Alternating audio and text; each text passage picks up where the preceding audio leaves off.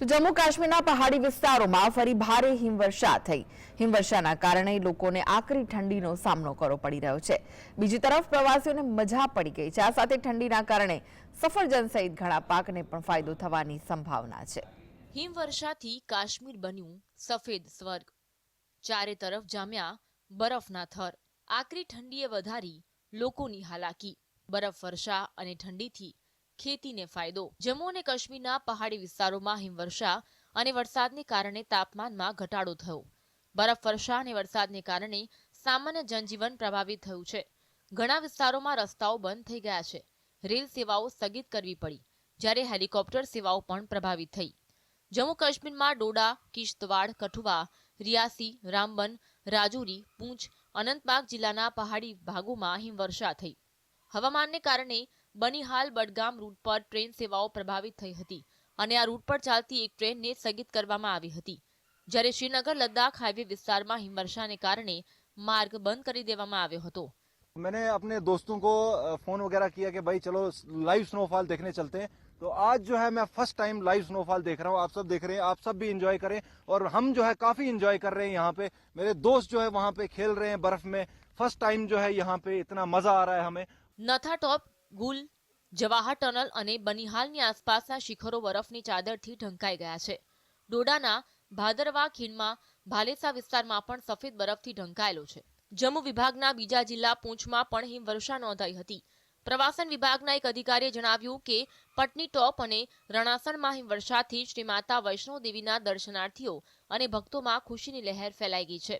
ખરાબ હવામાનના કારણે કિશ્તવાડ, ભદરવા, ડોડા અને રામબન જિલ્લામાં મોટાભાગના ગામડાઓમાં વીજળી અને પાણીનો પુરવઠો અનિયમિત રહ્યો।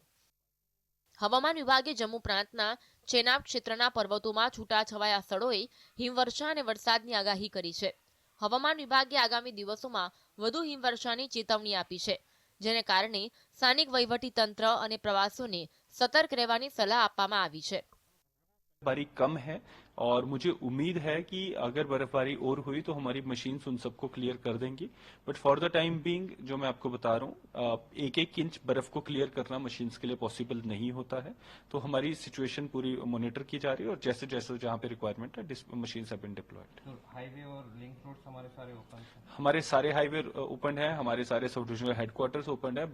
बदरवा वगैरह यहाँ पे तो मेन एरियाज में बर्फबारी हुई भी नहीं है। गंदों में हमारी मेन में हुई थी, वो सारा क्लियर कर दिया गया।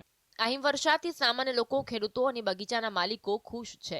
પહાડી રાજ્યોમાં બરફવર્ષા ખાસ કરી સફરજન, અખરોટ, અંજીર સહિતના પાક માટે ફાયદાકારક છે, કારણ કે તે જરૂરી ભેજ આપવાની સાથે કઠોર હવામાન પરિસ્થિતિઓથી રક્ષણ પૂરું પાડે છે। ઠંડા વાતાવરણવાળા વિસ્તારોના પાકના સ્વાસ્થ્ય અને ઉત્પાદકતા માટે બરફવર્ષા ખૂબ જ મહત્વપૂર્ણ છે। જમ્મુ અને કાશ્મીરના ડોડા જિલ્લાના ઉપરના ભાગો સુધી મર્યાદિત વરસાદ આ પ્રદેશના બાગાયતી અને કૃષિ ક્ષેત્રોને રાહત આપશે। ખાસ કરી સફરજનના પાક માટે હિમવર્ષાને સફેદ ખાતર ગણવામાં આવે છે, તેનાથી સારી ગુણવત્તાનો પાક પ્રાપ્ત થાય છે। सेब की बात करेंगे, एप्पल की बात अगर आप करेंगे तो देखिए ये जो एप्पल है ये एक इसको बोलते हैं ये टेम्परेरी फ्रूट है। इसमें विंटर तो जरूरी है। अगर विंटर नहीं होगा, विंटर तो इसमें 1500 आवर्स जो चिलिंग आवर्स है वो जरूरी है। इसके साथ साथ है जो स्नोफॉल या जो नेगेटिव टेम्परेचर विंटर में चला जाता है, इससे बहुत सारे पेस्ट जो होते हैं वो भी कंट्रोल होते हैं। जो बाकी डिजीज होते हैं उन पर भी थोड़ा सा रोकथाम लग जाता है। और जो खासकर मैं बात कर रहा हूँ कि जो मॉइस्चर सिट्रस होता है हमारे गर्मी के महीने में, वो नहीं होता है जब ये स्नोफॉल होता है। इसलिए शुक्र है अल्लाह का कि हमारी जो रेनफॉल स्नोफॉल के 2 स्पेल हो गए हैं, तो अच्छा खासा फायदा मिलेगा। કાશ્મીર ખીણમાં તાજી હિમવર્ષાના કારણે જનજીવન પર ખરાબ અસર પડી છે। શ્રીનગર, અનંતનાગ, કુલગામ, શોપિયા અને પુલગામ જિલ્લામાં પણ બરફવર્ષા જોવા મળી હતી। મુગલ રોડ અને સિંથન ટોપ જેવા મહત્વપૂર્ણ માર્ગો પણ બંધ થઈ ગયા હતા। કાશ્મીર ખીણમાં પહાડી વિસ્તારો જેમ કે પહેલગામ, સોનમર્ગ, જોજીલા પાસ, બડગામ, ગુરેઝ અને બાંદીપુરા જેવા વિસ્તારોમાં હિમવર્ષા થઈ। શ્રીનગર સહિત ઘણા મેદાની વિસ્તારોમાં હળવો બરફવર્ષા અને વરસાદ નોંધાયો। જમ્મુ વિભાગના પર્વતીય વિસ્તારોમાં બરફવર્ષા ચાલુ રહી। મેદાની વિસ્તારોમાં વરસાદ પડ્યો। ભારે હિમવર્ષાની આગાહીને ધ્યાનમાં રાખી સરકારે તમામ વિભાગોને સતર્ક રહેવા અને લોકોની સલામતી સુનિશ્ચિત કરવા માટે જરૂરી સાવચેતી રાખવા નિર્દેશ આપ્યો છે। પરિવહન વિભાગને ખાસ કરી અત્યંત સાવધાની રાખવાની સલાહ આપવામાં આવી છે, કારણ કે બરફવર્ષા પછી રસ્તાઓ લપસણા બની જાય છે, જેના કારણે અકસ્માતોની શક્યતા વધી જાય છે। Bureau report, GSTV।